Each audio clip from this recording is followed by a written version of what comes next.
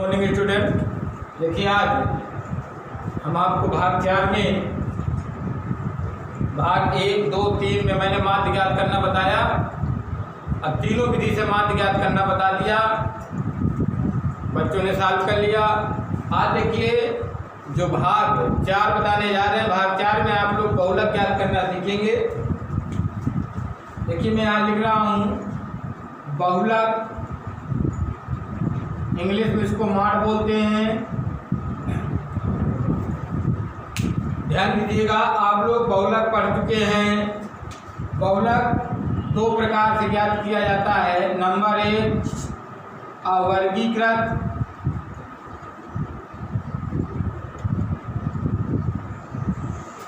Number 2 वर्गीकृत।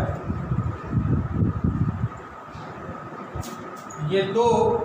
तो अवर्गीकृत का बहुलक ज्ञात करना आप लोगों ने कक्षा 8 और 9 में सीखा है। अब जो कक्षा 10 में सीखने जा रहे हैं वो वर्गीकृत का बहुलक ज्ञात करना सीखना है। जिस प्रकार से हमने माध्य अवर्गीकृत वर्गीकृत दोनों के बताए, अवर्गीकृत के कक्षा 9 में सीखा, वर्गीकृत के कक्षा 10 में सीख लिया, उसी प्रकार बहुलक भी सीखेंगे। तो देखिए मैं बहुलक की परिभाषा बता रहा हूं, सभी लोग अच्छी तरह से सुनेंगे। जिस पद की बारंबारता, देखिए बहुलक की परिभाषा है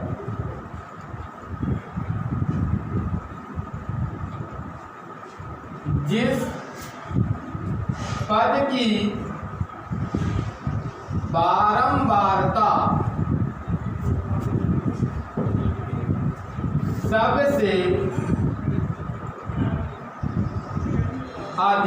होती है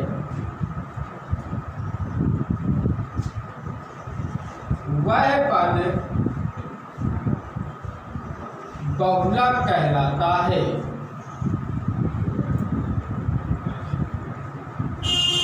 ये कक्षा 9 में आपको बताया गया है। जिस पद की बारंबारता सबसे अधिक होती है वह पद बहुलक कहलाता है। या दूसरी भाषा में कहें, वह पद जो बार बार आए, मतलब सबसे अधिक बार आया हो आंकड़ों में, जो पद बार बार आए, अधिक बार आए, उसे बहुलक कहते हैं। ये अपनी भाषा में बता रहे हैं। तो मेन आपको ये देखना है, जिस पद की बारंबारता, बारंबारता का मतलब होता है जैसे ये 8 है और ये 10 बार लिखा गया, 4 है 3 बार लिखा है, 2 है 5 बार लिखा है, 7 है 6 बार लिखा है। तो 8 की बारंबारता सबसे अधिक है, इसलिए बहुलक क्या होगा? 8 होगा। आपका बहुलक क्या हो जाएगा बेटा? 8 हो जाएगा। तो आपको कंसंट्रेट होकर इस बारंबारता की ओर ध्यान देना है कि बारंबारता सबसे अधिक किसकी है। ठीक है, आइए देखिए। अब ये तो वर्गीकृत का आपने बताया, तो ये आप लोगों ने 9 में सीखा है। आइए मैं सीधे वर्गीकृत की ओर ले चलता हूं। तो इसका एक फार्मूला होता है, बहुलक ज्ञात करने का एक सूत्र है जो मैं आप लोगों को लिखा रहा हूं। देखिए, बहुलक बराबर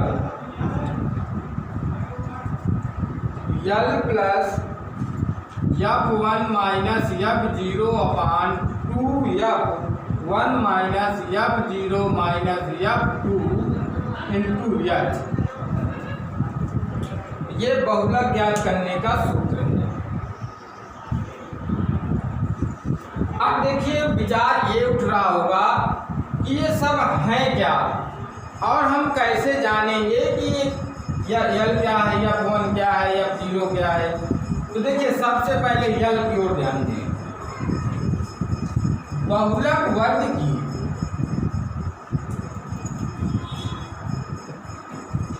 निम्न सीमा, बेटा L क्या है आपका? बहुलक वर्ग की निम्न सीमा है। F1 क्या है? F1 आपकी बहुलक वर्ग की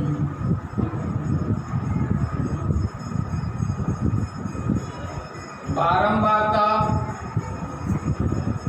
F0 तो 1 के पहले क्या आता है, 0 आता है, तो क्या लिखेंगे हम, बहुलक वर्ग की ठीक पहले की बारंबारता की बारंबारता। F2 क्या है, अब देखिए 1 के बाद 2 आता है, तो क्या लिखेंगे, बहुलक वर्ग की ठीक बाद की बारंबारता। और लास्ट है यच, तो ये बेटा आपकी क्या है, वर्ग अंतराल की माप की माप। क्या है बेटा, वर्ग अंतराल की माप। तो इस प्रकार से यदि आपको निकालना नहीं आता है तो मैं पुनः बता दूं, अभी मैंने माध्य में यदि ज्ञात करना बताया था, उच्च सीमा से निम्न सीमा को घटाकर हम यज प्राप्त कर लेते हैं। आ रही बात समझ में कि हम यज वर्ग अंतराल की माप है, जज कैसे ज्ञात किया जाता है, उच्च सीमा से निम्न सीमा को घटाकर प्राप्त कर लेते हैं। तो ये आपका सूत्र है। इन सूत्रों को जो मैं सूत्र लिखा रहा हूँ ये आपको कंठस्थ करने पड़ेंगे, अर्थात याद करने पड़ेंगे। यदि सूत्र आपको नहीं याद है तो सवाल नहीं कर पाएंगे। मेरी बात सबको समझ में आ रही है? यदि फिर भी कोई प्रॉब्लम होती है तो मुझे ज़रूर बताएं। अब देखिए मैं एक सवाल के माध्यम से आपको हल कराता हूँ कि कैसे हम अब हल कैसे करेंगे, सवाल को सॉल्व कैसे किया जाता है। सूत्र याद हो गए। सूत्र याद करने के बाद हमें सूत्र का प्रयोग करना सीखना है कि हम सूत्र का प्रयोग कैसे करेंगे। देखिए अब ये भी प्रॉब्लम है कि जो प्रश्नावली आएगी तो प्रश्नावली में माध्य भी याद करने को कहेगा, बहुलक भी याद करने को कहेगा, तो कोई प्रॉब्लम नहीं है। क्वेश्चन में बहुलक कह रहा है तो बहुलक याद कर लीजिएगा, माध्य कह रहा है तो माध्य भी याद कर लीजिएगा। माध्य याद करने की 3 विधियां मैंने बता दिया है। जो विधि आपको इजी लगे उस विधि से आप कर सकते हैं। सवाल मैंने बताया था कि जो माध्य है, माध्यक है, बहुलक के सवाल किस प्रकार के दिए रहते हैं, रो पंक्तियों में दिए रहते हैं। तो पंक्तियों को हमें स्तंभ में कन्वर्ट करना है, रो से कॉलम में कन्वर्ट करने के बाद ही सवाल को करना है। जैसे एक क्वेश्चन है, दिया गया है आयु वर्षों में और रोगियों की संख्या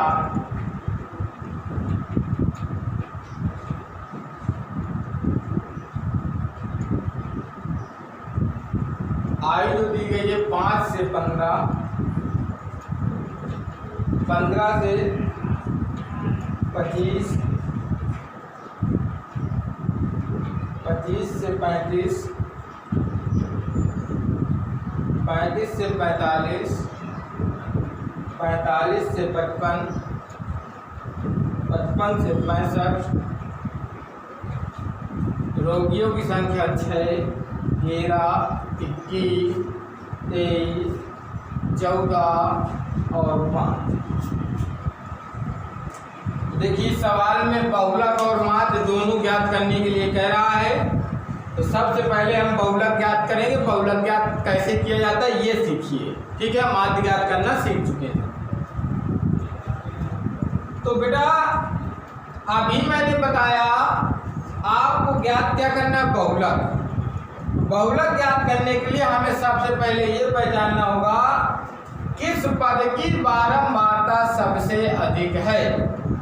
तो देखिए यहाँ संख्या दिख रही होगी 6, 13, 21, 23, 14, 5। तो इन सभी में से सबसे बड़ी संख्या कौन सी है?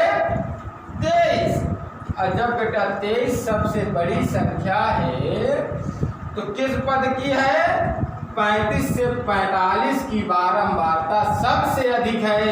तो इसको बेटा आपको क्या कर लेना है? ऐसे ब्रैकेट में राइट कर लेना समझने के लिए। अब आपका फार्मूला क्या है? थोड़ा ध्यान दें। बहुलक बराबर L plus F1 minus F0 अपान 2F1 minus F0 minus F2 into H। यही मैंने आपको फार्मूला में भी लिखाया। तो अब सबसे पहली बात, इसमें यल आया है तो यल क्या है? मैंने बताया यल बहुलक वर्ग की निम्न सीमा है। तो देखिए बहुलक वर्ग, तो इसमें देखिए 35 और 45, तो 35 और 45 में निम्न सीमा 35 और उच्च सीमा 45, तो यल आपका क्या हो जाएगा? 35 हो जाएगा। F1 क्या है? बहुलक वर्ग की बारंबारता, तो बहुलक वर्ग क्या है? 23, ये F1 हो गया आपका 23। अब बहुलक आपका आता है F0, तो F0 क्या है? बहुलक वर्ग के ठीक पहले की बारंबारता। तो 23 के पहले कौन सी संख्या है? 21। और फिर इसके बाद है F2, तो F2 बेटा क्या है? ठीक बाद 1 के बाद 2, तो बेटा ये 23 के बाद क्या है? 14। ये लीजिए। फिर आपका बचा हुआ है यच, तो वर्ग अंतराल की माप। तो मैंने बताया उच्च सीमा से निम्न सीमा घटा दीजिए, अर्थात 45 से 35 घटा दीजिए तो क्या आ जाएगा? 10। तो बेटा यच क्या आ गया? 10 आ गया। ये सबको समझ में आ गया? ध्यान दीजिएगा, हम डायरेक्ट ये लिख नहीं सकते, मतलब नहीं लिख पाते हैं, तो यही डायरेक्ट हम लिख सकते हैं। ये आपका यल हो जाएगा और ये 1 हो जाएगा। कितना जैसे पता, तो 1 के पहले क्या आता है? F0 और 1 के बाद क्या आता है? 2। देखिए क्लियर हो गया? हो गया क्लियर? यच उच्च सीमा से निम्न सीमा घटा दीजिए, यच आ जाएगा।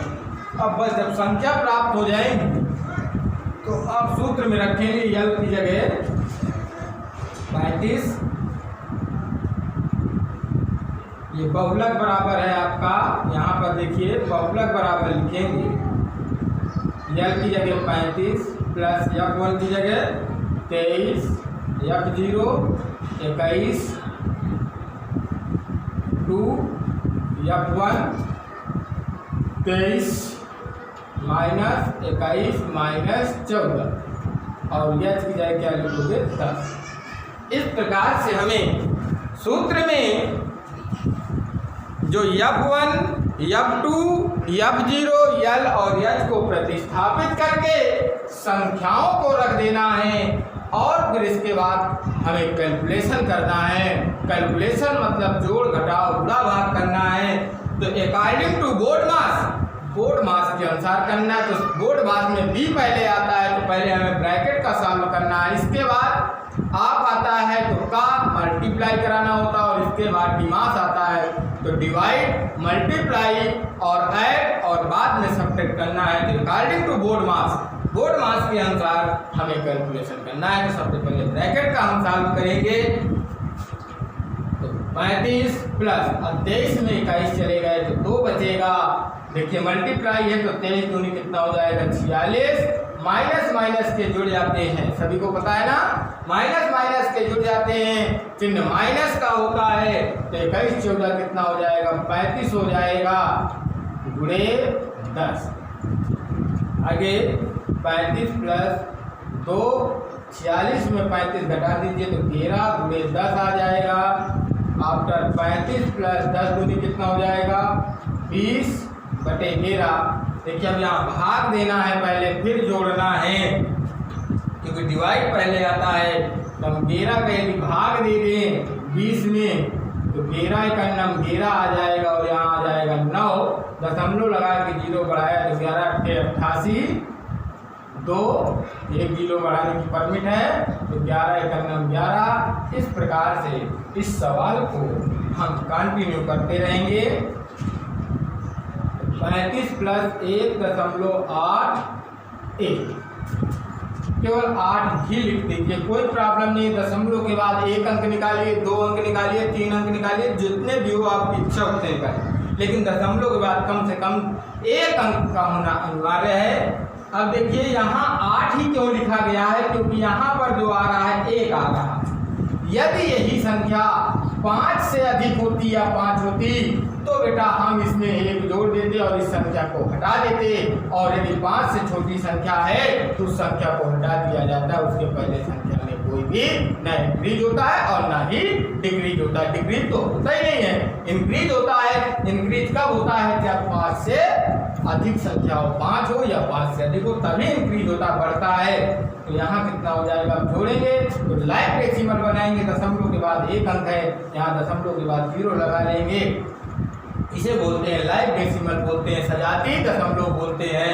मतलब जितने भी दशमलव के अंक होते हैं, दशमलव के पहले मतलब बाद अंक नहीं है तो दशमलव लगाकर हम 0 बढ़ा सकते हैं। अब 0 में 8 जोड़ेंगे तो 8 हो जाएगा, 5 में 1 जोड़ेंगे तो 6, तो 36.8 आएगा। ये बेटा आपका क्या होगा, आंसर होगा। बुक के अनुसार आंसर मैच करेंगे, मुझे पता नहीं है। हमने दशमलव के बाद 1 अंक निकाला है, बुक में 2 अंक भी आ सकते हैं, 3 अंक भी आ सकते हैं। मैंने आपको बताया, आप अपने आवश्यकता अनुसार, क्योंकि एग्जाम में कोई भी आंसर दिया नहीं रहेगा तो कम से कम दशमलव के बाद 1 अंक जरूर निकालें। दूसरा अंक, तीसरा अंक निकालने की कोशिश न करें कि आपका धोखे से पता चला पूरा सवाल सही किया और आपने भाग ही गलत कर दिया। इसलिए हम कह रहे हैं दशमलव के बाद मात्र 1 अंक निकाल के आंसर राइट कर दीजिए। इस प्रकार से हम बहुलक ज्ञात करते हैं। इस सवाल में जो ये सवाल मैंने बताया है, प्रश्नावली 14.2 का बता दिया, पहला सवाल है, लेकिन इसमें कह रहा माध्य ज्ञात कीजिए, बहुलक और माध्य ज्ञात कीजिए। तो बहुलक ज्ञात करना मैंने आपको सिखाया, माध्य ज्ञात करना पहले सिखा दिया भाग 1, 2, 3 में, भाग 4 में बहुलक सिखा रहे हैं। तो माध्य आप लोग 3 विधियों में से किसी एक विधि को अपनाकर सॉल्व कर सकते हैं आसानी से। और इसके बाद आगे कहा गया है दोनों केंद्रीय प्रवृत्ति की मापों की तुलना कीजिए और उनकी व्याख्या कीजिए। तो देखिए तुलना कैसे किया जाता है, जैसे मान लीजिए कोई संख्या एक 10 है और यहाँ 20 है और इनमें तुलना करना है, तो तुलना कितनी है बेटा, ये 10 अधिक है। अब 10 अधिक क्यों है, क्योंकि 20 में 10 घटा दीजिए, कितना आ जाएगा 10, इसलिए 10 अधिक है। अब जिसकी मतलब बहुलक अधिक है तो लिख दीजिएगा बहुलक अधिक है, और माध्य अधिक है तो लिख दीजिएगा माध्य अधिक है। वही आपके क्या एक्सप्लेन होगा। तो आज के वीडियो में यहीं तक है। नेक्स्ट वीडियो में आपको माध्यक ज्ञात करना सिखाएंगे। कोई भी प्रॉब्लम होती है, जिन बच्चों ने चैनल को सब्सक्राइब नहीं किया है तो चैनल को सब्सक्राइब कर लें, जिससे पहले आपके पास वीडियो जैसे हम अपलोड करते हैं वैसे पहुंचते रहें। और आप लोग कंटिन्यूटी देखिए, 2-2 दिन, 1-1 दिन का गैप बनाकर वीडियो आपके पास पहुंच रही है। तो आप लोग प्रयास करें कि 1 दिन 2 दिन में पढ़ने का अच्छी तरह से प्रयास करें। तो डेट विल बी शोइंग।